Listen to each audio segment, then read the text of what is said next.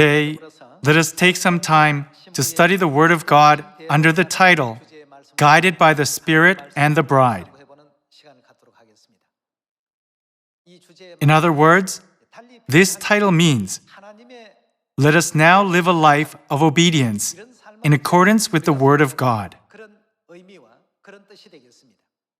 Let us see the words in Revelation chapter 14, verse 1.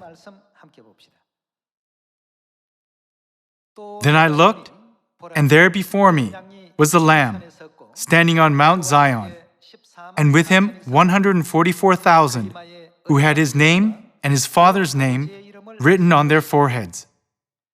And I heard a sound from heaven, like the roar of rushing waters, and like a loud peal of thunder.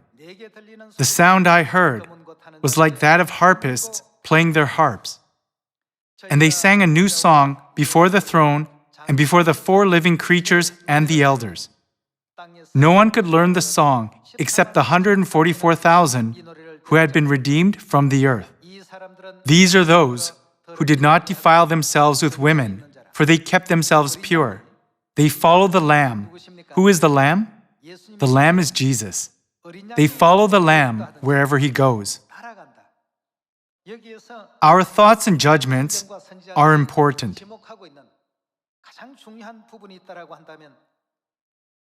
However, the Bible and the prophets emphasize that we must trust God's thoughts and judgments.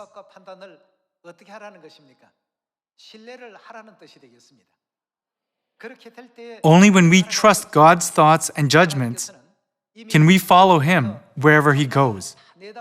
Doesn't God see the end from the beginning and lead the salvation work of mankind? We must absolutely believe and trust that God's will is preordained and certain, so it will be fulfilled without any fail. That is why Jesus came to this earth to guide His children, who are the crown princes of the kingdom of heaven, not just with words, but through His living examples. Let us see His teaching in John chapter 13, verse 15. I have set you an example, that you should do as I have done for you. He said that He set us an example. Then, wouldn't every path that Jesus walked as an example also be the path of faith that we should walk? From praying earnestly and preaching diligently, to having compassion on those who are in difficult situations, we should learn all these things from Jesus and follow the path He has set as an example for us.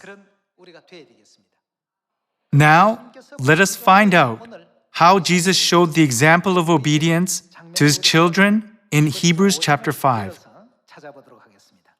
Let's read Hebrews chapter 5, verse 8.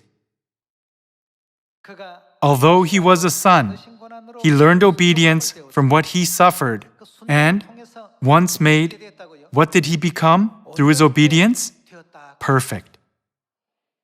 Everyone, in order for us to be made perfect in faith, we can say that the most important thing we need in this process is obedience. Obedience must come from a sincere heart with correct and true faith. If it is done reluctantly, with the thought, I don't want to do this, God said He is not pleased with those actions. Instead, let us become the children of Zion who are always thankful and obedient